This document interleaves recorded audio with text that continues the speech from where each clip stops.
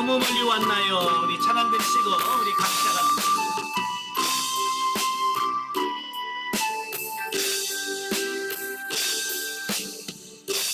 너무 멀리 왔나요? 주님께 돌아가기에 사랑의 주님 그 품을 떠나 내 영혼 잃어버린 지금 너무 늦은 건가요? 내 영혼 회복하기에 수많은 죄악 속에 갇혀서 주님을 잃어버린 지금 하지만 내 영혼 주님께 드려요. 변함없는 주님의 사랑을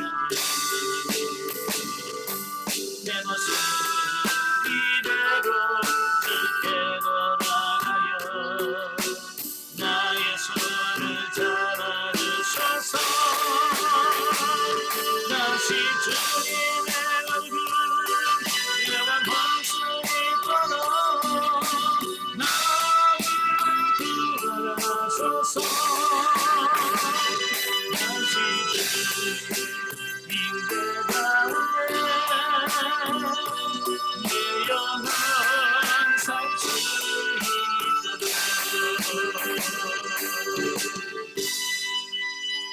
아멘. 기도하겠습니다. 은혜로우신 아버지 감사합니다. 오늘도 귀한 시간 허락해 주시고 영성 훈련할 수 있는 시간 주셔서 너무 감사합니다. 오늘도 사사기의 말씀을 같이 나누면서 우리 영적으로 깨어지는 역사가 있도록 주님 도와주옵소서. 시종을 주님께 맡깁니다. 성령께서 동행해 주시고 역사에 주옵소서. 시종을 맡겨오며 예수님의 이름으로 감사하며 기도합나이다. 아멘. 예, 이 시간에는 우리 사사기 교재 135페이지입니다. 135페이지를 보시면 사사기 12장의 내용 나오게 되어지는데요. 12장의 내용은 그 이스라엘 내전 및 입다 후의 새 사사에 대한 말씀을 합니다. 그 중에서 1절부터 7절까지 보면 길르앗과 에브라임과의 전쟁에 대한 말씀을 해요. 가끔 상담하면서 저에게 이런 질문해요. 사람도 성품이 좀 바뀌나요? 영성 훈련하면 좀 성품이 바뀌냐라고 하는 질문을 해요. 네, 그러면 제가 뭐라고 대답할까요? 네, 바뀌어지긴 해요. 근데 쉽진 않아요. 예, 성품이 바뀐다는 게 그렇게 쉽지가 않아요. 예, 오늘 보면 그 에브라임에 대한 말씀이 나오거든요.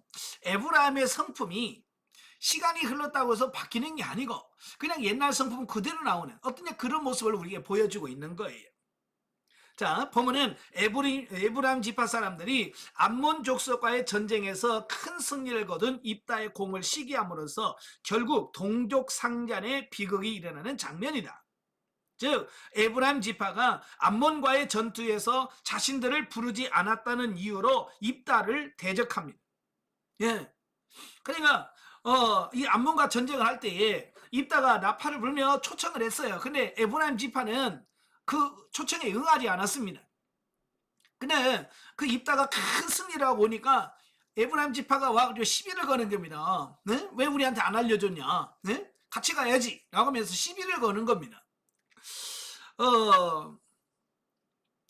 8장에 보면 이 에브라임 지파는 기드온에게도 똑같은 또 시비를 걸었어요. 기드온의 300용사에게 가가지고 네? 왜 안 불렀냐? 라고 또 시비를 걸어요. 근데 기드온은 성품이 좀 온한 사람이잖아요.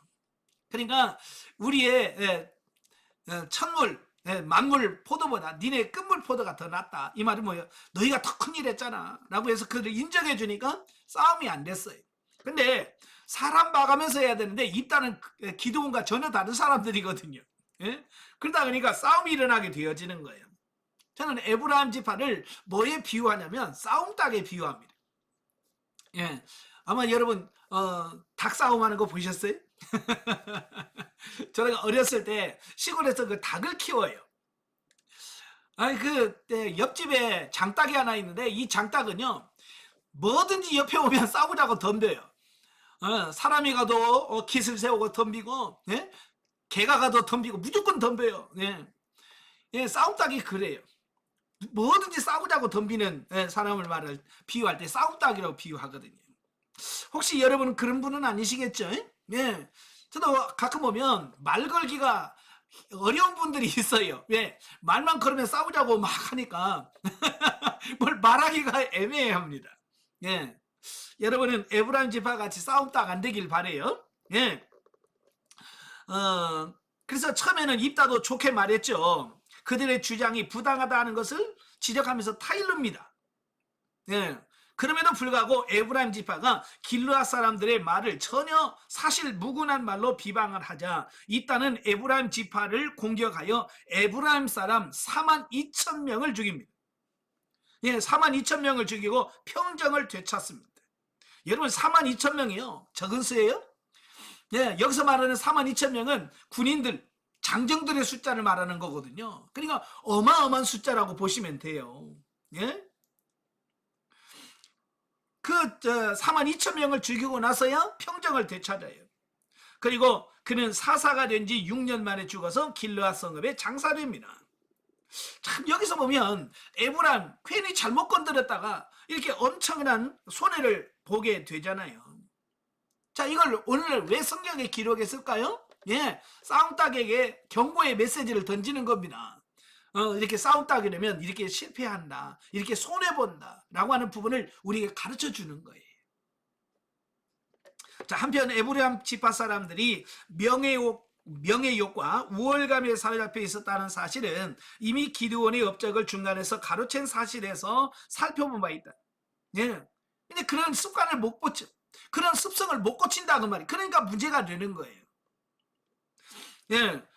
그런데 그들은 오랜 세월이 지난 지금까지도 그런 태도를 버리지 못하고 기드온에게 했던 것과 마찬가지로 입다를 비롯하여 그를 따르는 길르앗 사람들을 근거 없는 말로서 비방하는 일까지 서슴지 않는 야비함까지 보였다라는 겁니다. 예. 자, 여기서 보면 아주 중요한 말씀이 나오는데 사람도 성질나서 싸우다 보면 입이 조절이 안 될 때가 많죠. 예. 해서는 안 될 말을 하게 되고, 예. 자, 그럴 때가 있어요, 없어요? 그 나중에 후회하잖아. 아이고, 그때 그 말 안 했어야 되는데 라고 하는 그런 말을 우리도 가끔 하는데요. 자, 우리가 아무리 화가 나고 뭘 해도 해야 할 말과 해서는 안 될 말이 있단 말이에요. 부부싸움도 그러잖아요. 부부싸움 칼로 물베기라고 하는데 그래도 부부싸움 중에도 할 말이 있고 해서는 안 될 말이 있거든요. 하물며 예. 지금 길르앗 사람들에 향해서 에브라임 사람들이 해도 될 말이 있고 해서는 안 될 말이 있는데 해서는 안 될 말을 했다 그 말이에요. 그게 뭐냐면 길르앗을 향해서 뭐라고 표현하냐면 도망자다, 너희는 도망자들이야 라고 비난했다라고 하는 거예요. 예. 여기서 길르앗은 뭘 말하냐, 요단 동편 땅을 가리키는 요단 동편 땅에 있는 땅을 말하거든요. 이것은 이미 여호수아 22장에서 이미 예견되어진 부분입니다. 그러니까 요단 동편 루벤, 갓 지파, 므낫세 반 지파가 그 가나안 정복 전쟁을 한 5년 반에 걸쳐서 다 마무리하고 자기 분배받은 땅으로 기업으로 갑니다. 기업으로 받다가 그들이 요단 강가에 가서 뭘 했어요? 단을 쌓았잖아요. 큰 단을 쌓았어요. 그것 때문에 한번 싸울 뻔했잖아요. 그죠? 싸울 뻔했는데 왜 그들이 단을 쌓았다라고 말합니까? 예, 나중에 시간이 흐른 다음에 니들이 우리들하고 상관없다 라고 말할까봐 그들은 그걸 미래를 염려했던 거예요. 근데 오늘 에브라임 지파가 바로 그 얘기를 하는 거야. 예? 니들은 우리에게서 기업이 없는 사람들이야, 너희 우리한테 도망간 자들이야 라고 하는 그런 말을 하는 거. 어찌 보면 길르앗 사람들은 굉장한 상처인 거예요. 예? 도망간 게 아니잖아요. 정당하게 그들은 가나안 정복 전쟁을 마무리했고 정당하게 절차를 거쳐서 자기 기업으로 삼았다 그 말이에요. 근데 그들 향해서 도망자라고 얘기하니까 그 길르앗 사람들에게 자존심이 상하는 거예요. 바로 여호수아 22장의 그 사건을 그대로 건든 거예요. 그래서 그가 그렇게 전쟁을 할 수밖에 없었다라고 하는 거예요. 이 말은 우리가 입에 재갈을 좀 물리셔야 돼. 그래서 누구든지 마찬가지예요. 해서 될 말이고 해서는 안 될 말이 있다는 거. 예. 그래서 시편에 고백하잖아요. 내 입술에 파수꾼을 세워주세요. 네. 입술에 파수꾼을 세워달라. 그래서 내 입에서 나가도 될 말과 나가서는 안 될 말들을 여기서 절제를 하고 여기서 막을 수 있는 이런 장치가 되어 있어야 돼. 그래서 여러분도 입술에 파수꾼을 세워달라고 기도하십시오. 아멘. 예. 그 다음에 8절부터 15절까지 보면 입다 이후에 3명의 소사사가 나오는데요. 입다가 이스라엘 사사가 되어서 외부의 침략과 내부의 갈등을 제거하고 평정을 되찾은 공을 세우고 죽어서 길르앗 땅에 장사됩니다. 그리고 입다의 뒤를 이어서 3명의 소사사들이 등장을 하게 되어서 이스라엘을 평온하게 하게 합니다. 입다가 죽은 후에 입산, 또 엘론, 이 압돈이라고 하는 이 세 사사가 나타나서 25년 동안 이스라엘을 다스립니다. 그래서 나라를 풍요하고 평화로운 때를 맞게 되어졌는데요. 자, 여기서 특히 자손의 번성, 또 빈번한 타국인과의 혼인 사례가 강조되어지고 있습니다. 여기서 타국인이라고 하는 말은 외국 이방인을 가리키는 것이 아니라 여기서 말하는 타국인은 타 지파 사람들을 가리키는 거예요. 네, 타 지파 사람들을 말하는데 바로 이 입산이 장려한 그 이스라엘 백성들에게 장려한 게 뭐냐면 서로 타 지파끼리 결혼을 해서 좀 혈연 관계를 좀 많이 가져보자라고 하는 차원에서 그 타 지파와의 결혼을 장려했다라고 하는 겁니다. 왜냐하면 그 여호수아 시대 때 이제 지파별로 분배받았잖아요. 지파별로 분배를 받다 보니까 이 지파 간의 교류가 좀 끊긴 거예요. 그러다 보니까 같은 이스라엘 백성들인데도 불구하고 이 교류가 잘 안 되다 보니까 어떻게 되겠어요? 이 거리가 멀어지게 되고 어떤 공동체라고 하는 어떤 그런 의식이 점점 식어지는 거예요. 자, 그래서 입산이라고 하는 이 사사가 타 지파끼리 서로 결혼을 시킴으로써 이런 끈끈한 어떤 공동체 의식을 갖게 했다라고 하는 거예요. 예. 또 이들 새 사사 시대 동안의 백성들이 전쟁을 모른 채 안정된 삶을 살 수 있었음을 증거해 준다. 이는 정녕 하나님의 축복이 아닐 수 없다. 그런데 불행히도 다음 장에서는 또다시 이스라엘의 범죄와 그에 따른 하나님의 징계가 언급되어진다는 거예요. 이런 사실은 백성들이 평안할 때 하나님의 은혜를 잊어버리고 영적 안일과 낙탐에 빠졌다라고 하는 것을 반증할 수 있다라고 하는 겁니다. 참 여기 중요한 게 뭐냐면 사람들이 언제 죄를 짓느냐는 거예요. 힘들고 어려울 때보다 평안하고 안식을 누린다고 할 때 평안할 때 아무 문제가 없을 때 보통 죄를 짓더라는 거예요. 다윗 때 보면 사울 왕에게만 쫓겨다니고 그럴 때 사실은 죄질 시간도 없고 죄질 여유가 없었던 거예요. 그죠? 근데 그가 나라를 정복하고 이리 왕이 되고 정복하고 다 정복하고 이리 자기가 전쟁터에 안 나가도 장수들이 나가서 다 이기고 싸우고 하는 그런 편안한 상태가 되어진 거예요. 그러니까 다윗이 낮잠을 자고 옥상에 거닐다가 갑자기 목욕하는 밧세바를 보고 넘어간 거예요. 옛날 같으면 안 넘어가. 바쁠 때 안 넘어가요. 자, 우리도 마찬가지. 대부분의 사람들이 평안할 때 넘어가더라라고 하는 거예요. 그래서 우리가 평안할 때 항상 조심해야 돼요. 아시겠죠? 네. 그런데 우리는 이 사실을 교훈 삼아서 평안하다, 안전하다 할 때에 더욱 주를 사모하면서 영적으로 깨어있어 시험에 들지 않아야 된다라는 겁니다. 아멘. 예. 영적이 뭐죠? 에브라임 사람들은 여호와께 대한 불신과 대항했으므로 입다는 동족이라도 그들과 대항했다. 결국 에브라임은 여호와를 의지하는 자들과의 싸움에서 패배하게 되고 영적 이스라엘 백성인 우리 역시 하나님의 선택받은 자녀이지만 하나님을 의지하고 신뢰하는 자만이 승리하는 삶, 하나님의 나라를 쟁취하는 삶을 살 수 있다라고 하는 겁니다. 그러니까 같은 이스라엘 백성이에요. 같은 하나님의 백성인들이 끼리 싸우더라도 누가 이기냐는 거예요. 예, 숫자가 많은 게 아니라 누가 더 하나님을 의지하고 하나님을 더 신뢰하느냐라고 하는 부분이에요. 에브라임지 봐도 이스라엘 사람들이고 입다도 이스라엘 사람이에요. 같은 이스라엘 사람이에요. 그래 누가 이겨요? 예, 누가 더 하나님을 의지하고 더 믿고 신뢰하느냐, 그 믿음으로 승리한다 그 말입니다. 그래서 입다의 믿음이 더 크니까 이긴 거예요. 예전에 미국에서 남북 전쟁이 일어났잖아요. 예, 남북 전쟁이 일어날 때 링컨 대통령이 그 노예 해방을 선포하고, 그래서 남북 전쟁이 일어나게 되어지는데, 그 남북 전쟁을 하면서 주일날 되면, 예, 전쟁을 막 하다가 주일만 되면 휴전입니다. 주일날은 전쟁을 안 해요. 예, 그래서 주일날 되면 그 미국의 북군도 하나님께 예배드리고 남쪽 군인들도 예배를 드려요. 참 싸워도 신사적이죠. 그런데 어느 날 링컨 대통령 있는 부하가 궁금한 거예요. 예배드리다가 뭐냐면 북군도 하나님 우리가 이길 수 있게 주시옵소서 우리를 도와주세요라고 기도한단 말이에요.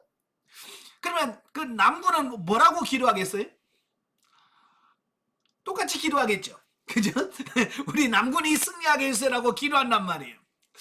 그러면 북군도 기도하고 남쪽 군인도 기도한단 말이에요. 그러면 하나님이 누구 편 들어주겠어요?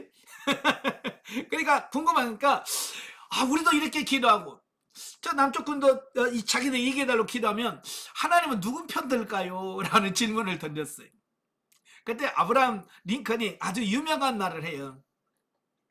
하나님이 누구 편 드는 게 중요한 게 아니고 누가 더 하나님 편에 있냐, 누가 더 하나님 편에 있냐, 누가 더 하나님을 믿고 신뢰하느냐, 이게 중요한 거지 하나님 누구 편 드는 게가 중요한 게 아니다라고 말해요.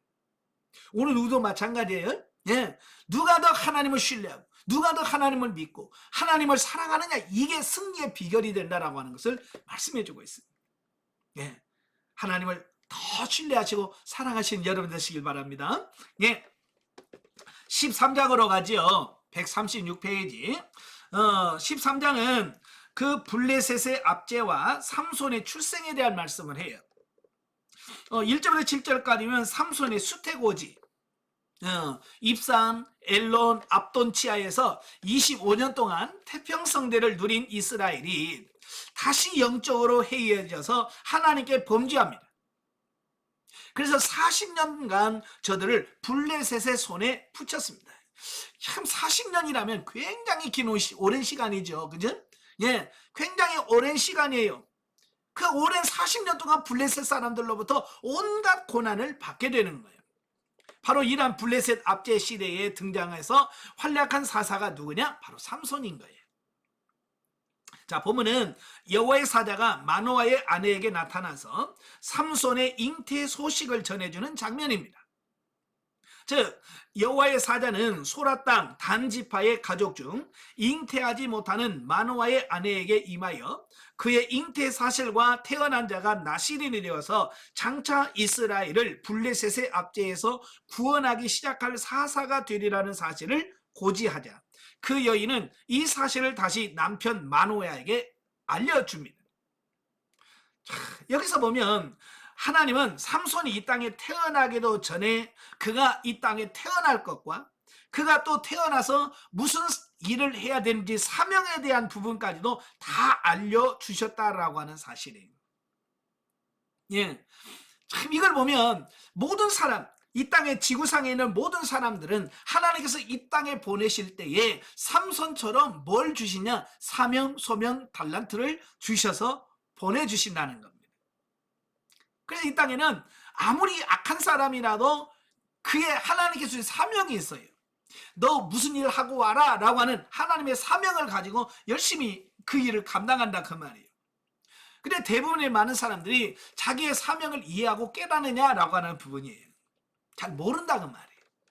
예, 이 자기 사명 깨달지 못하고 그냥 세상을 살아간다고 말이에요. 그래서 여러분의 사명 소명이 뭔지 분명하게 아셔야 돼. 그냥 이 사명 소명 달란트는 내가 이 땅에 사는 이유, 존재 이유인 거예요. 아시겠죠? 그래서 여러분 그 사명을 놓고 기도하십시오. 예? 그 사명을 감당할 수 있기를 위해서 기도하시는 여러분 되시기를 바랍니다. 자, 나시른으로 성별되어 하나님께 바쳐진 사람은 반드시 지켜야 할 사항이 있었다. 그러니까 이 삼손은 태어나기도 전에 하나님을 그는 나시린이다 라는 말을 쓰거든요. 이 나시린이라고 하는 말은 이제 구약에 그 모세 시대에 성막을 만들었어요. 이제 성막을 만들면서 그 성막에 들어가서 섬길 자를 하나님께서 선택했어요. 그게 바로 레위 지파예요. 네, 레위 지파는 성막에 들어가서 하나님을 섬기고 하나님을 봉사하도록 레위 지파에게 전염을 했어요. 근데 문제는 뭐냐면 레위 지파가 아닌 사람도 성전에 들어가서 봉사하고 싶은 사람이 있다 그 말이에요. 그죠? 근데 레위 지파가 아니기 때문에 성전에 들어가서 봉사할 수 있는 기회가 없는 거예요. 왜? 레위 지파가 아니니까. 그때 하나님께서 예외적으로 성막에 들어가서 봉사할 수 있는 길을 열어놓으신 게 뭐냐? 나시린 제도예요. 그래서 일정한 기간 아니면 또 평생 동안 아니면 이 삼손이나 사무엘처럼 태어나면서부터 하나님께서 하나님의 일하도록 구분되어진 분리된 사람, 이 사람을 나시린이라고 그러는 거예요. 예. 그래서 이 나시린 제도가 생겨나게 되어지는데요. 자, 이 나시린들은 반드시 지켜야 할 세 가지 사항이 있습니다. 세 가지. 나시린은 이 반드시 세 가지를 지켜야 되는데, 첫째는 뭐냐? 포도나무의 소산 및 독주를 금해야 됩니다. 하여간 포도나무에서는 나오는 껍질도 먹어도 씨도 먹으면 안 돼. 하여간 포도에서 나온 것은 아무것도 먹으면 안 돼. 그 다음에 두 번째는 머리를 깎으면 안 됩니다. 예, 나시린 기간이 끝날 때까지 머리를 깎지 않고 계속 기르는 겁니다. 그리고 세 번째가 뭐냐? 시체를 가까이 하지 않는 겁니다. 이게 나시린이 지켜야 될 세 가지예요. 포도주나 포도주 씨나 껍질, 포도나무에서 나온 거 절대 먹으면 안 되고, 머리 깎으면 안 되고, 그 다음에 시체를 만지면 안 됩니다. 이게 나시린이 지켜야 될 분명한 명령입니다. 예. 자, 이 나시린 제도를 민수기 6장에 보면 아주 잘 설명을 해주고 있어요. 자, 물론 이 규례는 하나님의 명령으로 나시린으로 성별된 자를 잉태한 임산부에게도 동일하게 해당됩니다. 예.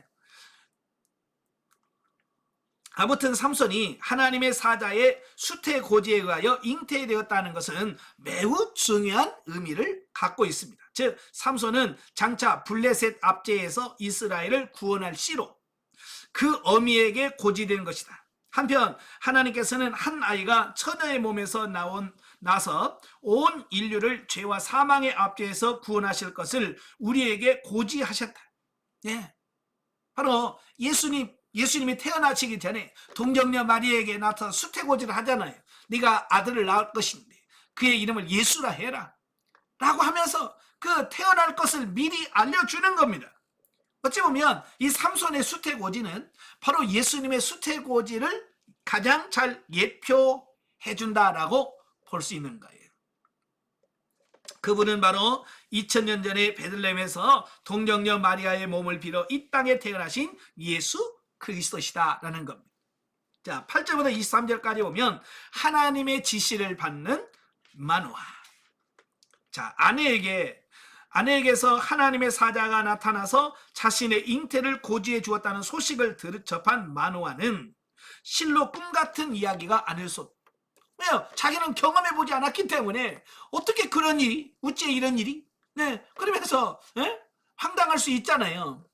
사람들은 그래요. 자기 자신이 경험해 보지 않으면, 경험해 보지 않은 것을 다른 사람이 말을 하게 되면 그게 잘 안 믿어지는 겁니다. 그죠? 그래서 아마 여러분도 교인 중에서 교제하다 보면 내가 요즘에 이런 경험을 했어 라고 하면 잘 믿어져요? 잘 안 믿어지죠. 왜? 내가 경험해보지 않고 다른 사람이 내가 이런 경험을 했다 그러면 잘 안 믿어진다 그 말이에요. 자, 만화도 마찬가지겠죠. 네. 자기가 분명히 하나님 말씀을 들으면 아 맞아 라고 할 텐데 아내를 통해서 말씀을 들었다 그 말이에요. 예. 그래서 예, 그게 맞는지, 예, 또 어떻게 그 아이를 길러야 되는지에 대한 궁금한 게 나오는 거예요. 그래서 마누아는 아내에게 그 말을 듣자마자 하나님께 뭐하냐? 기도하는 거예요. 예, 이게 중요한 겁니다. 그냥 에이 아니야 그 잘못 들었어 라고 말하는 게 아니라 그 부분을 가지고 기도하는 거예요. 그는 즉시로 태어날 아기에게 어떻게 행하는 것이 하나님의 뜻에 합당한 일인지를 가르쳐 달라고 하나님께 기도했다라고 하는 겁니다. 어쩌면 이 마노아가 굉장히 믿음 있는 사람. 왜 하나님께서 그의 가정에 삼손 같은 사람을 낳게 하셨는가? 예, 그의 부모가 믿음 있는 사람이에요. 예, 믿음 있는 사람이에요. 그렇게 마노아가 기도하니까 어때요? 다시 하나님의 사자가 그에게 나타나서 태교의 중요성과 함께 이미 그의 아내에게 언급한 나시린의 규례를 지키도록 재차 언급을 해주고 있습니다. 자, 여기서 중요한 게 뭐냐면 바로 마노아가 하나님께 어떻게 하면 좋겠습니까? 라고 하나님이 묻는단 말이에요. 여쭤보는 거예요. 그러니까 하나님께서 어떻게 해요? 예, 다시 하나님의 사자가 나타나서 그 얘기를 잘 설명해 주는 겁니다. 여기서 묻는 게 얼마나 소중한지, 묻는 게 얼마나 중요한지를 아셔야 돼요. 많은 사람들은 묻는 게 잘 안 된다고 그래. 심지어 꿈을 꾸어도 그 꿈을 가지고 하나님께 물을 생각을 안 해요. 여러분, 만약에 꿈을 계시해 줬다면 꿈을 계시해 주신 분이 누구요? 하나님이잖아요. 하나님이 꿈을 계시했다면 목적이 있을 거 아니에요. 이유가 있을 거 아니에요. 그죠? 그냥 하나님 심심해서 꿈으로 보여주셨을까요? 아니잖아요. 그때 만화처럼 물어야 돼요. 하나님, 내가 이런 꿈을 꿨는데요. 하나님, 이 꿈이 무슨 뜻입니까? 하나님께 하나님 보여주셨다면 거기에 대해서 하나님 알려주실 거라고 말이에요. 예. 그럼 물어서 대답이 없으면 아 그냥 개꿈이구나 하고 넘어가면 돼요. 아시겠지? 예. 하나님이 대답도 안 했는데 그거 가지고 고민하고 막 골머리 썩이면서 그것 때문에 스트레스 받을 필요 없어요. 하나님께 물어요. 여쭤봐요. 여쭤본 다음에 아무 대답이 없으면 아 이거 그냥 개꿈이구나 하고 넘어가면 돼. 하고 그러다가 진짜 하나님의 음성이 어떻게 해요? 예. 그때는 하나님께서 다시 보여줍니다. 내가 깨닫지 못하고요. 내가 제대로 이해 못하면 하나님께서 재차 보여주셔서 확실하게 하십니다. 네. 아시겠죠? 그러니까 일단 꿈이라든지 어떤 경험이 있으면 바로 하나님께 질문하는 그런 기도를 하시라 그 말이에요. 이에 마누아는 염소 새끼를 취하여 하나님께 번제로 드렸고 하나님의 사자는 불꽃이 단에서부터 하늘로 치솟아 오르는 이적을 행한 뒤 그 불꽃 가운데로 쫓아 하늘로 올라갔다. 그제야 마누아 부부는 비로소 하나님의 사자 곧 하나님이심을 깨닫고 경배하였다라는 겁니다. 예. 자, 여기서 그 여호와의 사자라고 하는 말이 성경에 주로 많이 나오는데요. 여기서 여호와의 사자 중에서 천사가 있고 하나님이 직접 임하시는 경우도 있습니다. 예. 예, 천사 가브리엘이라든지 이런 사람도 여호와의 사자라고 말을 해요. 예, 하나님의 사자 또는 여호와의 사자라고 표현합니다. 자, 그러면 성자 하나님이신 예수님이 구약에 현현하신 것과 천사를 어떻게 구분할 수 있느냐라는 거예요. 예, 바로 경배에서 차이가 납니다. 오늘 이 본문처럼 그 제물을 바치고 절을 할 때 그 제물을 받고 절을 받는 분은 하나님이셔요. 근데 그 여호와의 사자가 나에게 하지 말고 하나님께 경배하라 라고 하는 사자가 있어요. 그건 천사예요. 예, 그래서 경배를 받으시는 여호와의 사자는 구약에 역사하시는 성자 하나님 예수 그리스도가 구약 시대에 현현하신 것을 비유합니다. 예, 경배를 안 받는 여호와의 사자는 천사였다라고 하는 것으로 우리가 구분하면 되겠습니다. 그럼 여기서 나오는 여호와의 사자는 누구겠어요? 천사입니까? 하나님이십니까? 예, 제물을 받잖아요. 그죠? 내가 우리 제물로 그 염소를 드릴 때 그 예배를 받잖아요. 그러니까 여기서 말하는 여호와의 사자는 성자 하나님이셨다라고 우리가 볼 수 있는 겁니다. 자, 그다음에 24, 25절은 이제 삼손의 탄생입니다. 하나님의 사자의 예언대로 마노아의 아내가 잉태하여 때가 이르자 삼손이 출생하였고요. 삼손이 점점 자라 마침내 이스라엘 사사로 하나님께 부름을 받게 됩니다. 자, 이러한 본문에서 보듯이 삼손은 그 수태가 특이한 것과 마찬가지로 성장 과정도 하나님의 특별하신 보호와 축복 속에서 진행이 되어집니다. 이것은 예수 그리스도나 사무엘의 성장 배경에 비견된다. 이 같은 사실은 삼손이 구속사에 있어서 얼마만큼 큰 비중을 차지하게 될 것인가를 암시해 줍니다. 사실 하나님은 삼손에게 블레셋 40년간의 압제로부터 이스라엘을 구원해내기 시작하는 막중한 사명을 맡기셨다라는 겁니다. 그런데요, 저도 예전에는 삼손 그러면 아이고 사사 중에서 그냥 형편없는 사사로 인식을 했어요. 아마 여러분도 대부분 그럴 거예요. 삼손 에이 그냥 뭐 사사라고 좀 그래 라고 할 수 있어요. 그죠? 예, 보통 왜냐면 삼손은 실수가 많은 사사였거든요. 그래서 많은 사람들은 그냥 삼손을 밑으로 이렇게 내리는 경우가 많아요. 그런데 이 삼손에서는 히브리서 11장에 보면 그 많은 믿음의 선진들을 이야기하면서 삼손 얘기를 합니다. 그러니까 우리가 알고 있는 삼손보다도 하나님이 인정하시는 삼손이 다르다라고 하는 것을 좀 이해하시면 좋겠어요. 네. 자, 영적 예로 보면 사사 입다 이후 평안이 깃들자 이스라엘은 구원의 하나님을 잊어버리고 죄악의 길로 들어섰다라고 하는 겁니다.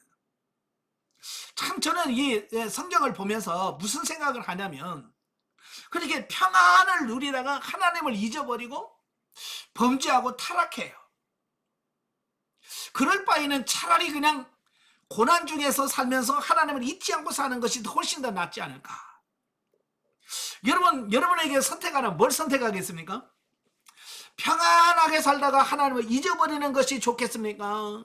아니면 고난 중에 살면서 하나님을 잊지 않고 믿음을 지키는 게 낫겠습니까?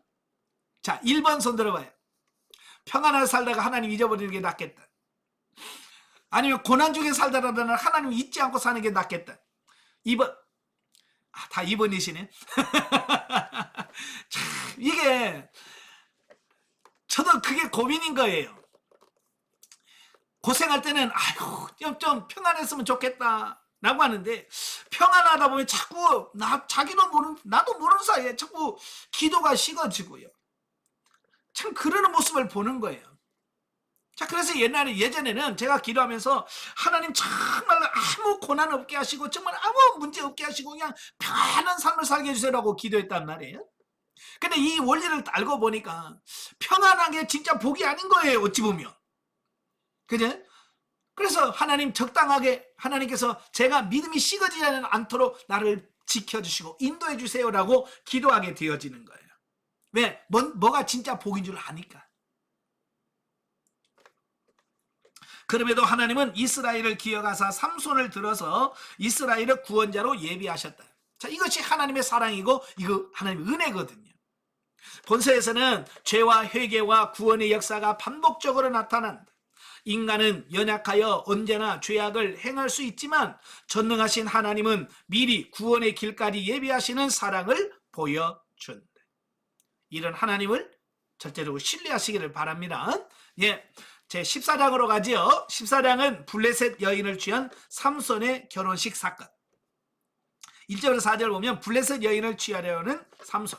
자, 보면은 하나님의 신의 감동을 받은 삼손이 이제 본격적인 활동을 시작하기에 앞서서 블레셋 여인을 취하여 아내로 삼고자 하는 장면이 나옵니다. 즉 삼손은 블레셋 족속들이 거주했던 딥나로 내려가서 그곳에서 한 블레셋 처녀를 보고 결혼하고자 그 부모에게 허락을 구합니다. 이에 삼손의 부모는 그 여인이 이방 여인임을 이유로 처음에는 반대를 합니다. 그러나 삼손의 끈질긴 요구에 못 이겨서 허락을 하고 맙니다. 예, 그런데 삼손이 이처럼 블레셋 여인과 결혼하고자 하는 것은 블레셋 여인과의 결혼을 통해서 먼저 블레셋 사람들의 호감을 산 후 기회를 봐서 블레셋을 공격하려고 했다라는 사실입니다. 그것이 삼손의 머리에서 나온 계략, 모략이라고 할 수 있겠죠. 자, 그런데 문제는 그것이 아무리 선한 목적을 가진 것이라 할지라도 근본 하나님의 뜻과 상치되는 처사라는 점에서 옳지 않았다라는 겁니다. 제가 창세기에서 계속 거듭거듭 말씀한 게 뭐예요? 목적이 좋아도 그 목적을 이루는 과정도 역시 중요하다라고 말씀을 했잖아요. 그죠? 그러니까 삼손이 이스라엘을 블레셋 사람의 손에서 건져내는 목적이 있다면 그 목적이 아무리 좋아도 그 목적을 이루는 방법도 역시 하나님께 기도하면서 하나님의 뜻대로 그걸 이루어야지, 인간의 생각, 자기 꾀, 머리에서 나오는 생각을 가지고 하면 안 된다라고 하는 거예요. 특히 나실이었던 삼손의 경우에는 두말할 나이가 없는 거예요. 그럼에도 불구하고 삼손은 하나님의 일을 하면서도 하나님의 방도를 구하지 않고 지극히 인간적인 수단을 사용했다는 점에서 큰 오점을 남기고 말았다는 겁니다. 그래서 이것 때문에 사람들이 삼손을 믿음 없는 사람으로 취급하는 거예요. 하나님의 말씀대로 해야 돼. 하나님 말씀대로 안 해. 자기 방식대로 한단 말이에요. 그러니까 삼손은 믿음 없어, 믿음 있는 사람이 아니야 라고 한다는 거예요.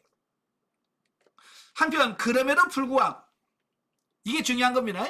믿음 없는 그런 삼손의 자기 육신의 인간적인 방법을 동원함에도 불구하고 하나님은 삼손의 행위를 통해서 당신의 뜻을 이루어 가셨다라고 하는 거예요. 그렇다고 해서 이러한 사실이 목적만 좋으면 하나님의 율법을 어기는 행위라 일지라도 정당함을 보여주는 것은 아니다. 우리 말에 뭐로 가도 서울만 가면 된다고 하는 말이 있잖아요. 뭐 해도 꽁 잡는 게 매라고, 뭐든 잘만 하면 된다라고 하는 어떤 그런 식이 있는데요. 인간 세상에서는 통할지 모르지만 하나님의 세계에서는 절대 통하지 않습니다. 이것은 다만 약점과 허물 많은 인간을 당신의 뜻을 실행하는 데 사용하신 하나님의 놀라우신 계획과 섭리를 보여줄 뿐이다. 그러니까 창세도 그렇잖아요. 형들이 요셉을 미워하고 시기하고 하는 그런 마음을 하나님은 이용하셔서 요셉을 애굽에 팔게 하셨고, 그래서 애굽으로 내려가서 그가 총리가 되잖아요. 그죠? 인간의 그 마음까지도 하나님은 이용하셔서 하나님의 선하신 뜻을 이루어 가신다라고 하는 거예요. 그렇다고 해서 형들이 잘못이 없다는 말이 절대로 아닙니다. 오늘 삼손도 잘했다는 말이 아니에요. 그가 실수했지만 그 실수를 하나님께서는 그걸 하나님의 뜻으로 바꿔서 선한 뜻으로 바꾸셔서 승리하게 하셨다 그 말입니다. 자, 5절부터 9절까지면 사자를 찢어 죽인 삼손. 자, 보면은 삼손이 부모를 설득해서 블레셋 여인을 취하기 위하여 딥나로 내려가는 도중에 뜻하지 않게 사자를 만납니다. 그렇지만 하나님의 신에 감동된 삼손은 그 사자를 맨손으로 찢어 죽입니다. 여러분, 사자가 동물의 왕이라고 했잖아요. 그죠? 어마무시한 힘을 가진 존재예요. 그런데 그 사자를 맨손으로 찢을 만큼, 그만큼 삼손이 얼마나 대단한지 아시겠지? 그만큼 삼손에게는 엄청난 힘이 있고 능력 있는 사람이라 이걸 보여주는 겁니다. 사자를 찢어 죽인 다음에 딥나 여인을 만난 후 집으로 돌아왔다가 다시금 딥나로 내려가는 길에 그가 죽인 사자의 몸에서 꿀을 발견하고 삼손은 그 꿀을 취하여 먹고 또한 부모에게도 갖다 주어 먹게 했다라고 하는 겁니다. 자, 여기서 중요한 게 뭐냐면 아까 말씀드렸죠. 나실일은 세 가지 하면 안 된다고 그랬잖아요. 첫째, 포도주나 포도나무에서 나온 걸 먹으면 안 된다고 그랬죠. 그 다음에 두 번째로 머리를 깎으면 안 된다고 그랬고요. 세 번째, 시체를 가까이 하면 안 됩니다. 그 시체라고 말할 때 사람의 시체만 말하는 게 아니라 동물의 죽은 시체도 마찬가지인 거예요. 그러니까 이 삼손은 죽은 시체를 만지면 안 돼. 근데 지금 여기는 죽은 시체를 만지는 정도가 아니라 그 예전에 자기가 죽은 사자 시체에 꿀이 있단 말이에요. 예. 그 시체에 난 꿀을 따먹어. 그리고 그 꿀을 또 부모에게 갖다 줘. 참, 이건, 그가 조심성이 없는, 그잖아요? 나신으로서 지켜야 될 어떤 그런 부분을 철저하게 지키지 못했다라고 하는 부분을 보여줍니다. 그래서 삼손이 실패할 수밖에 없는 어떤 그런 이유를 여기서 하나씩 보여주는 겁니다. 자, 10절부터 20절까지면 혼인잔치에서 낸 수수께끼. 부모의 반대에 부딪히며 길에서 사자를 만나는 등 우여곡절을 겪은 삼손은 마침내 그 아비와 함께 딥나로 내려가서 블레셋 여인과 결혼을 하게 됩니다. 그래서 고대 근동의 관습에 따라서 7일간에 걸친 잔치를 배설합니다. 이때 삼손은 잔치의 흥을 돋구기 위해서 블레셋 동무들에게 잔치 기간인 7일을 기한으로 해서 수수께끼를 하나 냅니다. 네. 그러나 3일이 지나도록 그들은 수수께끼를 풀 수 없자 그들은 삼손의 아내인 블레셋 여인으로 하여금 삼손으로부터 그 답을 알아내도록 협박하여 7일에야 겨우 답을 할 수 있었습니다. 그래서 삼손은 블레셋 사람들이 부정한 방법으로 수수께끼를 풀었음을 알았지만 삼손은 그 내기에 응하기 위해서 아스글론 그 블레셋 사람 30명을 죽이고 그들의 옷을 약탈하여 수수께끼를 풀었던 30명의 블레셋 동무들에게 나누어 주었습니다. 자, 사실 그 삼손의 수수께끼 내기는 지극히 인간적인 입장에서 단순히 잔치의 흥을 돋구기 위해서 내었다고 해도 틀리지 않다. 그러나 그 수수께끼는 결국 블레셋 사람들로 하여금 부정을 행하게 했고 이에 삼손은 분노를 일으켜서 30명의 블레셋 사람을 쳐 죽이는 결과를 가져왔다. 이런 사실은 삼손이 수수께끼를 내고 그 의무를 이행하게 하여 블레셋 사람을 약탈하고 죽인 배후에는 하나님의 섭리가 작용하였음을 보여줍니다. 즉 하나님께서는 당신의 백성을 구원하기 위해서 첫 시도로 삼손을 그처럼 들어 쓰셨다라고 하는 겁니다. 참 여기 이 성경 이 사사기에 보면서 삼손의 기사를 쭉 보면 한 가지 궁금한 게 있어요. 삼손은 힘이 엄청나게 세잖아요. 그런데 마지막 죽기 직전 빼고는 하나님께 그가 기도했다거나 하나님께 매달려서 간구했다거나 이런 내용이 없어요. 그 사사라면 정말 하나님 어떻게 이 나라를 구해야 됩니까? 어떻게 이 백성을 채야 됩니까? 라고 하는 기도를 통해서 하나님의 방법을 깨달아야 하는데 삼손은 전혀 그런 게 나오지 않아요. 그냥 힘이 있으니까 그 힘만 믿고 자신의 생각, 어떤 자기의 능력으로 그걸 해결하려고 하는 어떤 시도를 한다라고 하는 것을 보게 되어집니다. 참 이런 걸 보면서 뭐가 생각이 나냐면 그 자녀들이 망나니 같은 자녀들이 있잖아요. 그죠? 그 중학교, 고등학교 때 좀 사춘기 때 좀 이렇게 문제를 일으키는 문제아들이 있잖아요. 그죠? 그래서 문제아들은 학교에서 문제를 일으키면 누가 바빠요? 부모가 바쁘죠. 그죠? 예를 들어서 학교 가서 쌈박질을 했어. 그러면 부모들이 찾아가서 아우 죄송합니다. 봐주세요. 용서해 주세요. 합의금 얼마 드리면 되겠습니까? 아니 잘못은 아들이 했는데 그죠? 자식이 잘못했는데 누가 가서 빌어요? 네, 부모 가서 막 사정하고 뭐 합의 얼마면 되겠습니까? 나가면서 무릎 꿇고 심지어 무릎까지 꿇단 말이에요. 참 그런 모습을 보면서 마치 삼손이 문제를 일으키면 하나님께서 뒤치다거리 하시리라고 바쁘신 모습을 봐요. 참 그걸 보면서 혹시 우리도 그러고 있지 않을까? 그죠?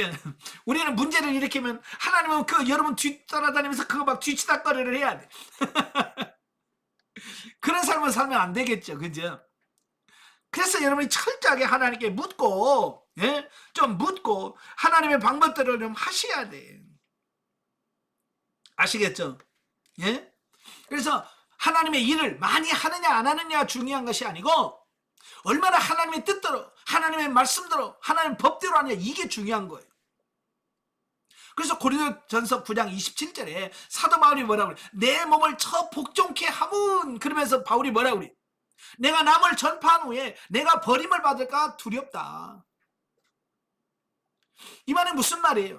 열심히 일해놓고 하나님이 나중에 난 너 모른다 라고 말할까봐 사도 바울은 늘 자기 자신을 쳐서 복종시킬 수밖에 없었다라고 표현하고 있는 겁니다.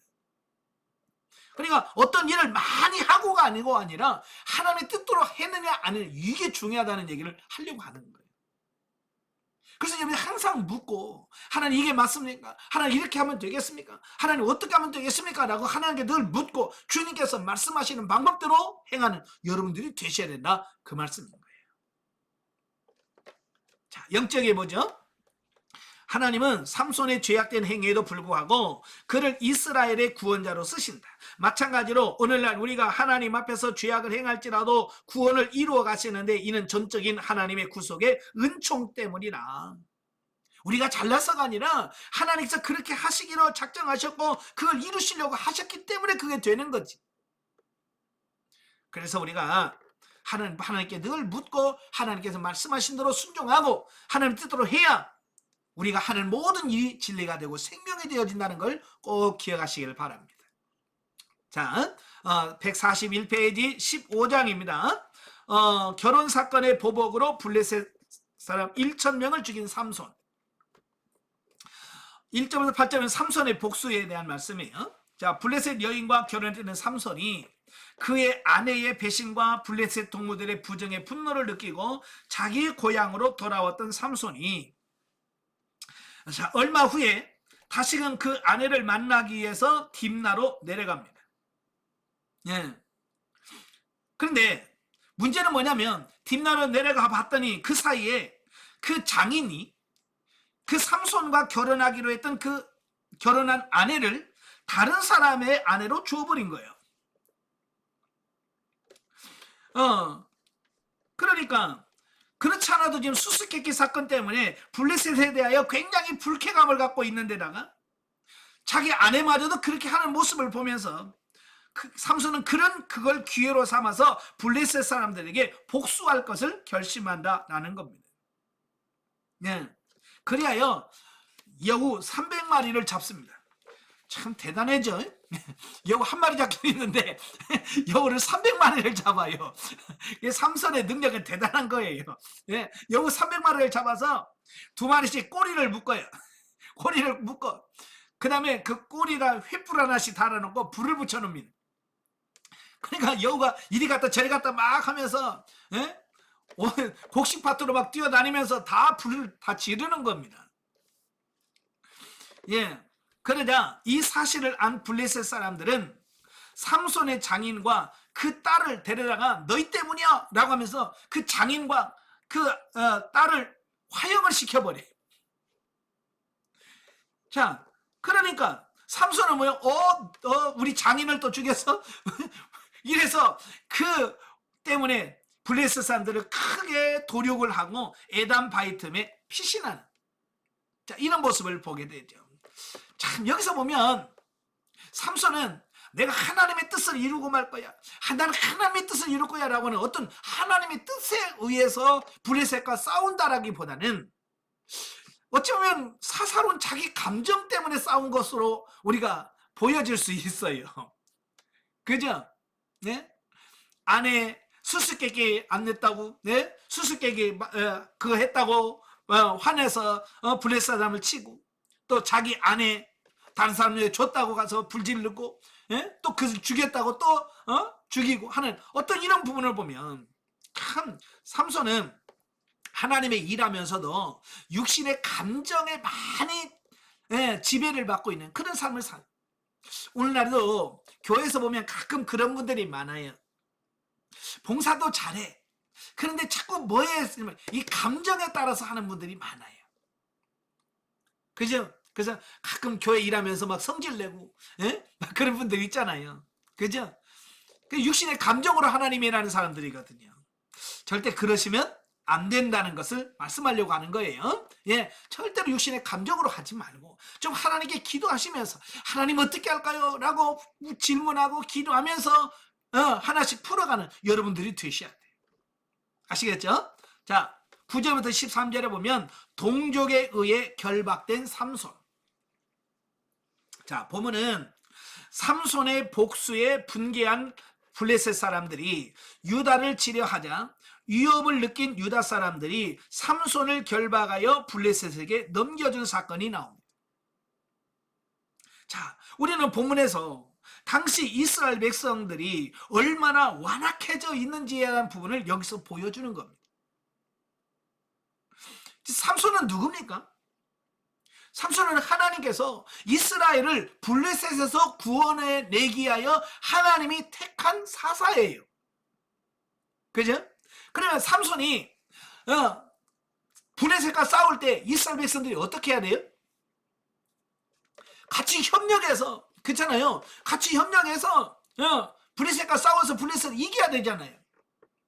근데 여기서는 전혀 그런 모습이 안 나타나요. 그 삼손이 블레셋 사람들에게 가서 블레셋 사람 죽이고 바위 틈에 숨어요. 그러니까 유다 사람들이 가가지고 그 삼손을 꽁꽁 묶어가지고 블레셋 사람들에다 갖다 바치는 겁니다. 이게 말이 됩니까?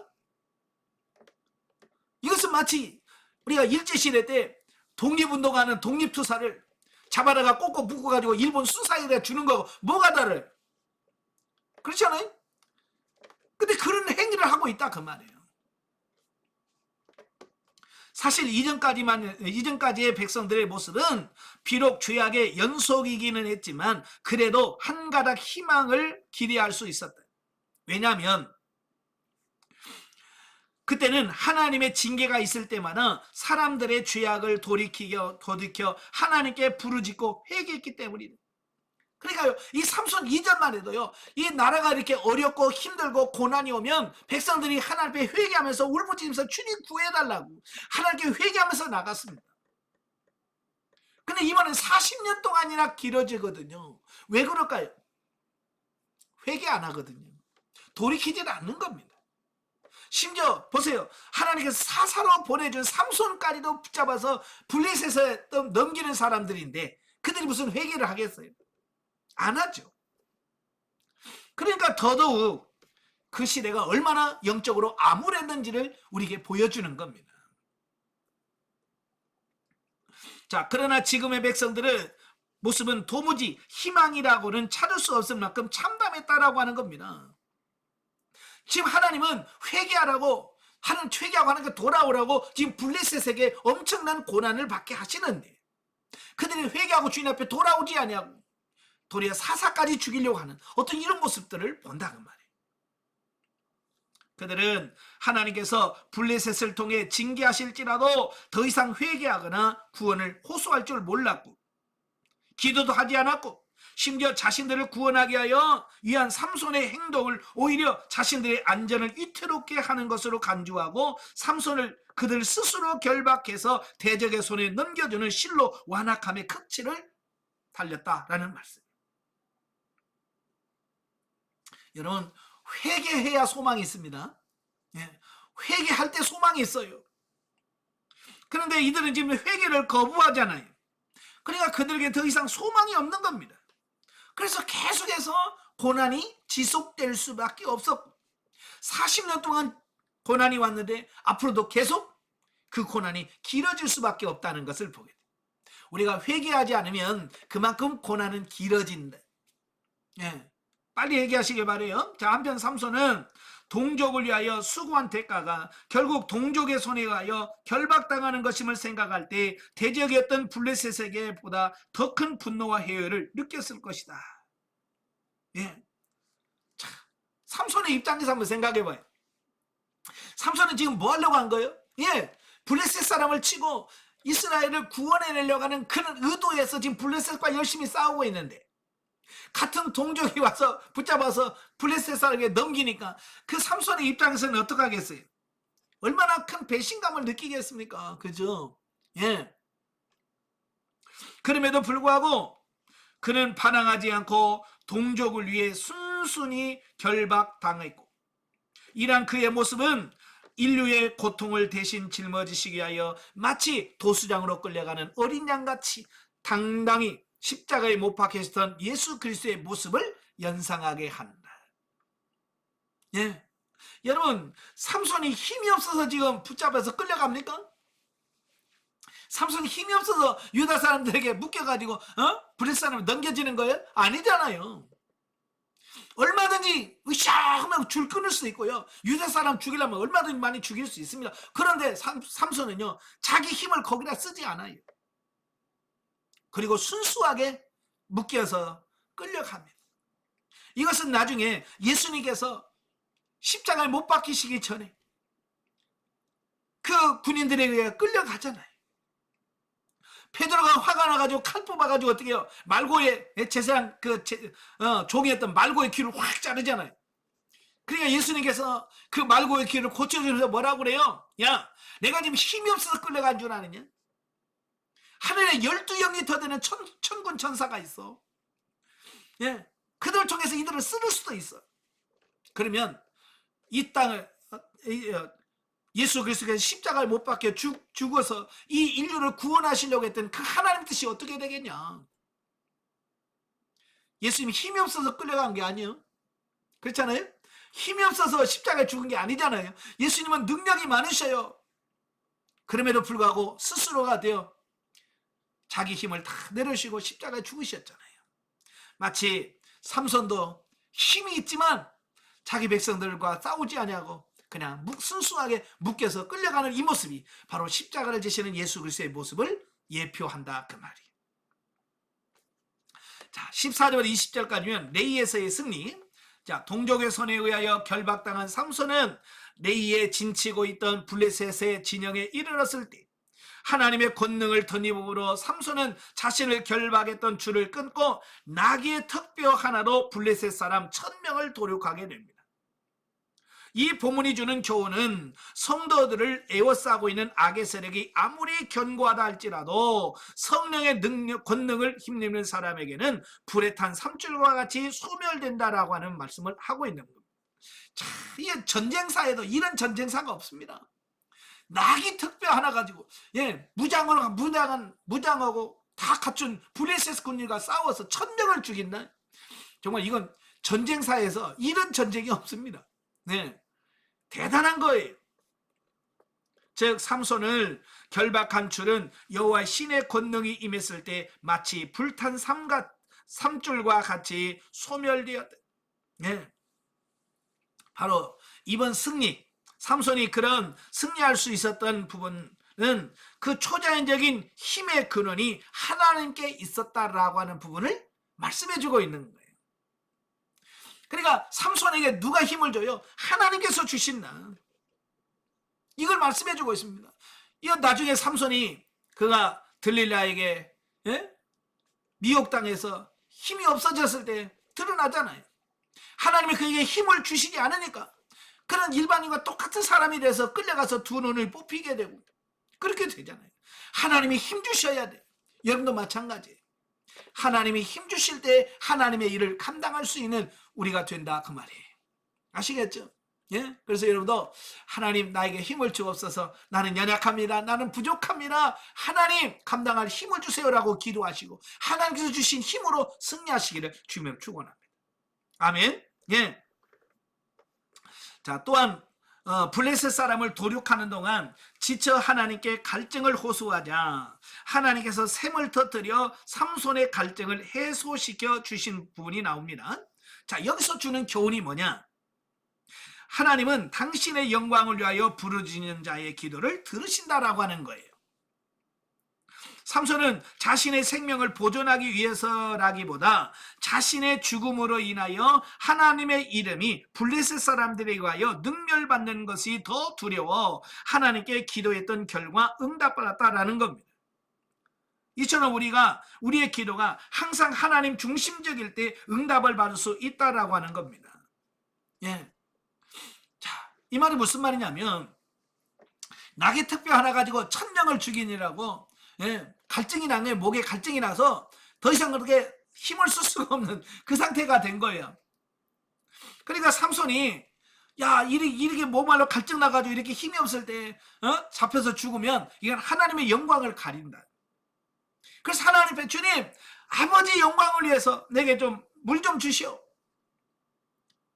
하나님께 기도했단 말이에요. 그러니까 자신이 죽을까봐가 아니라 자기가 죽음으로 인하여 하나님의 영광이 가리울까봐. 이게 중요한 겁니다. 그러니까 하나님께서 그의 기도를 들으시고 움푹한 곳을 터뜨려서 생수가 솟아나게 하셔서 그 생수를 먹고 삼손이 힘을 얻게 하시는 어떤 이런 부분들을 보게 되어집니다. 자, 이걸 보면 하나님은 기도하는 자의 기도를 들으시고 응답하신다. 아멘. 네, 하나님은 기도하면 기도에 여러분이 하는 기도를 들으시고 그 기도에 응답하시는 겁니다. 그래서 여러분도 부르짖어야 돼. 그래서 그 샘의 이름을 에낙고레라 그랬잖아요. 에낙고레. 에낙고레라고 하는 말은 뭐예요? 부르짖는 자의 샘. 부르짖는 자. 부르짖는 자의 샘. 그러니까 삼손이 하나님께 막 부르짖어 기도하고 응답받아서 열린 샘이다라고 하는 그런 뜻이죠. 여러분도 기도로 이런 막힌 부분이 뚫리는 여러 역사가 있길 바랍니다. 16장입니다. 16장은 들릴라의 유혹과 삼손의 최후. 1절부터 22절까지면 삼손의 범과와 하나님의 징계에 대한 말씀입니다. 자, 삼손은 하나님의 능력으로 말미암아 블레셋 사람들을 단번에 1,000명이나 죽이는 큰 역사를 행했지만 여전히 여자에 대하여 약점을 지니고 있었다라고 하는 거예요. 그러니까 삼손은 힘도 세고 다 해요. 근데 약점이 하나 있는 게 뭐냐면 여자에 약하다. 여자에 약. 이 말은 다른 말로 하면 이성에 약한 거예요. 이성. 즉 삼손은 기생의 집을 출입하는가 하면 음탕했던 소렘 여인 들릴라와 애정행각을 벌였다라고 하는 겁니다. 그러자 블레셋 사람 방백들은 들릴라를 돈으로 매수하여 그녀로 하여금 삼손의 힘의 근원을 알아내게 하였다라고 하는 사실입니다. 자, 여기서 이제 중요한 게 뭐냐면 사람마다 완벽한 사람은 없잖아요. 그죠? 사람마다 다 약점이 있습니다. 그래서 그 약점을 들키면 사람들은 화를 내요. 분노하고요. 그래서 이 약점을 아는 것이 굉장히 중요한 거예요. 여러분 뭐에 약점이 있습니까? 뭐에 약해요, 여러분? 돈에 약한 사람이 있고, 삼손처럼 이성에 약한 사람도 있고, 또 자식이라면 또 끝박하는 자식에 약한 사람이 있고, 또 남편이라면 남편을 끝박하는 사람이 있고, 사람마다 다 약점이 있어요. 근데 그걸 아는 게 중요한 거예요. 내가 뭐에 약하더라? 그걸 아는 게 중요하거든요. 왜? 그걸 알아야 그거에 대해서 대비할 수 있거든요. 삼손은 계속해서 여자에 약하다는 거 계속 나오잖아요. 그죠? 그러면 그 부분을 내가 여자에 약하구나 라고 그걸 알면 그 부분에 조심했어야죠. 더 신경을 더 썼어야 되죠. 그런데 삼손은 그 약점을 보완하지 못했어요. 그래서 그는 실패한 거예요. 여러분도 마찬가지예요. 여러분이 내가 뭐가 약한지를 아셔야 돼. 그래서 늘 그 부분에서 놓고 기도하실 수 있어야 돼. 왜? 시험 들지 않게 해달라고. 아시겠죠? 그 부분이 하나님 내 부분이 여기 약해요. 나는 이런 거에 약합니다. 하나님 나를 지켜주셔야 됩니다. 하나님 보호하지 않으면 나는 넘어집니다. 라고 하는 그런 기도를 함으로써 여러분이 무장을 해야 여러분이 그 부분을 가지고 실수하지 않게 됩니다. 그렇지 않으면 삼손처럼 그 약점 때문에 항상 여러분은 실패하게 될 거예요. 그러자 삼손은 들릴라의 끈질긴 요구에 못 이겨 자신의 힘의 근원을 누설하였음은 물론 들릴라의 찬꾀에 의하여 그 머리털이 잘려졌고 결국 삼손은 나시린의 율례를 범하게 되었고 하나님이 그를 떠남으로써 괴력은 상실되었으며 블레셋 사람들에게 두 눈이 뽑힌 채 맷돌을 돌려야 하는 비참한 신세가 되고 말았다라고 하는 겁니다. 예. 자, 삼손이 깨닫지 못했던 게 그거예요. 지금까지 여러 실수를 했잖아요. 그 짐승의 죽은 시체에서 나는 꿀을 따먹어도 여전히 힘이 있어. 범죄하고 뭘 해도 여전히 힘이 있어요. 그러니까 삼손은 착각한 거예요. 아, 이 힘은 나에게서 나오는구나. 내가 힘이 있는 거구나 라고 착각한 거예요. 아까 뭐라고 그랬어요? 힘은, 삼손의 힘은 어디서 나온다고요? 하나님으로부터 오는 거잖아요. 하나님으로부터 오는 건데 죄를 지어도 계속 그 힘이 남아있으니까 이게 지가 힘 있는 걸로 착각한다 그 말이에요.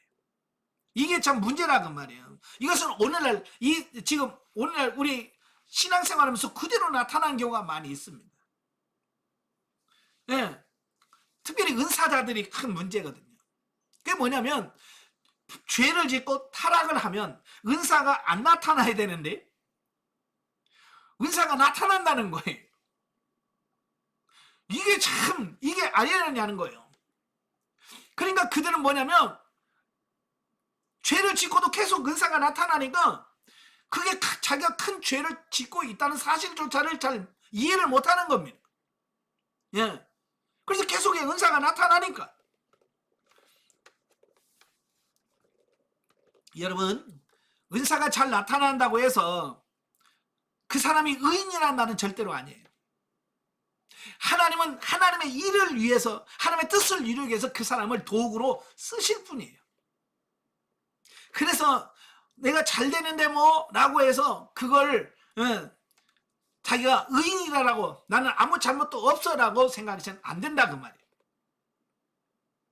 예. 무슨 말인지 아시죠? 이거 잘 기억하셔야 돼요. 예. 우리는 본문에서 몇 가지 교훈을 얻게 되는데요. 첫째, 죄의 결국은 패망이라는 것이고, 삼손은 이미 딥나 여인과의 혼인으로 인하여 큰 교훈을 얻었고, 또한 가사의 기생과의 관계를 통해서 하나님의 경고하심을 들었음에도 불구하고 자신의 성적 욕구를 자제하지 못하고 들릴라와 관계를 맺음으로써 돌이킬 수 없는 수치와 형벌을 받은 것이다 라고 하는 겁니다. 그러니까 죄라고 하는 것을 빨리 벗어나야 되는데 그 안에서 계속 사니까 결국은 그 죄 가운데 빠져서 죽을 수밖에 없다는 얘기예요. 둘째는 죄와 연합하여 죄를 대단치 않게 생각하는 사람은 결국 영적인 감각을 상실하게 된다는 것이에요. 즉 삼손은 자신에게서 하나님의 신이 이미 떠났음에도 불구하고 그것을 여전히 깨닫지 못할 정도로 그 영혼이 무디어져 있었다라고 하는 겁니다. 여러분, 죄를 지으면 영의 감각이 점점 무디어집니다. 이걸 기억하셔야 돼요. 죄를 지으면 지을수록 이 죄에 대한 감각이 점점 무뎌요. 그래서 나중에는 자기가 큰 죄를 짓고도 그게 죄인 줄 자체도 몰라요.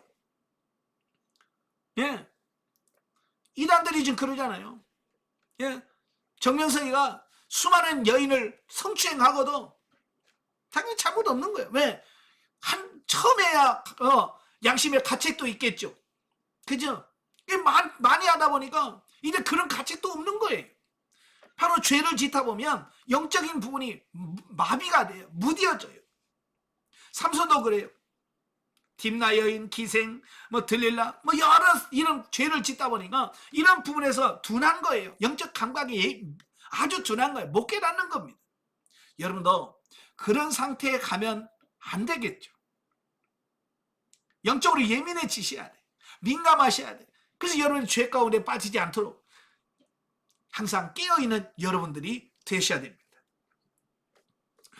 자, 셋째, 죄의 속성은 처음에는 달콤하나 일단 거기에 빠지면 치명적인 결과를 맞게 된다는 것이다. 삼손의 애정행각은 실로 달콤하기 그지없었을 것이다. 그러나 그 종국은 뭐예요?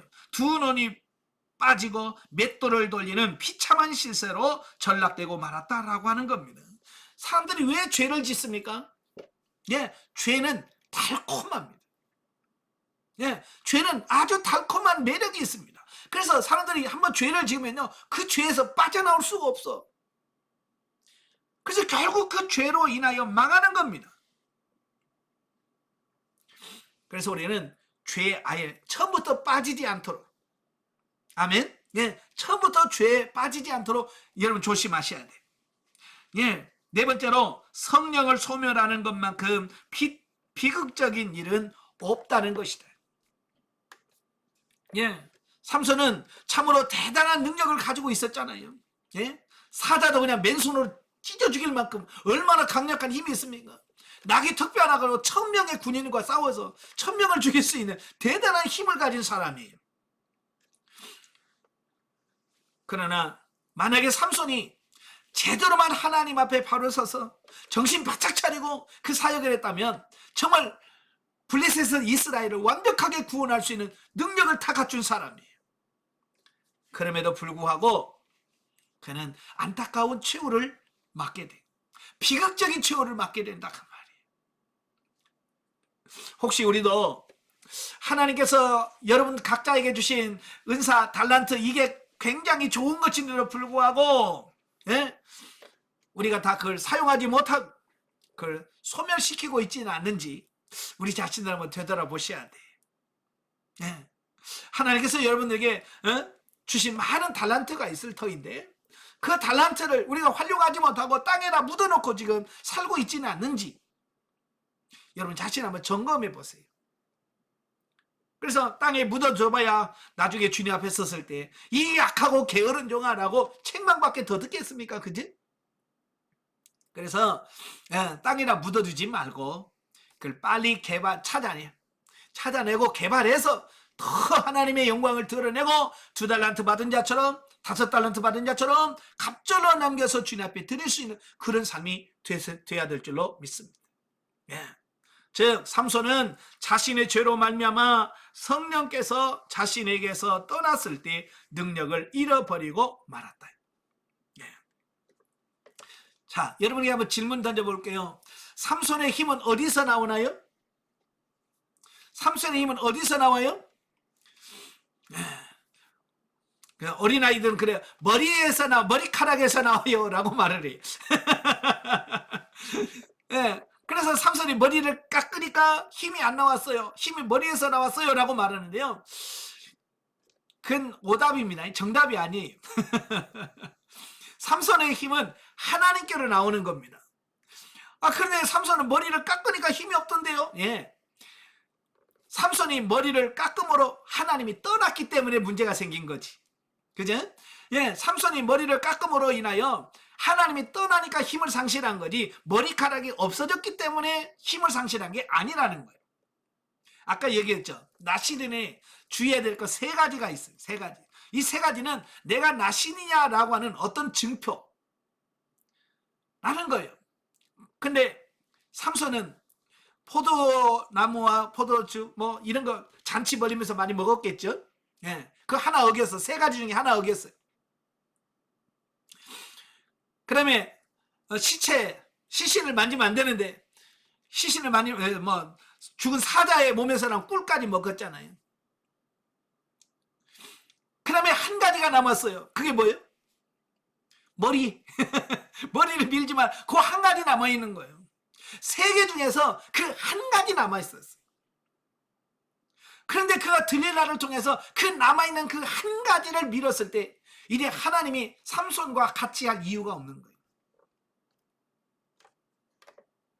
아시겠죠? 그래서 하나님께서 더 이상 삼손과는 같이 할 수가 없는 거예요. 그래서 하나님이 떠나신 거예요.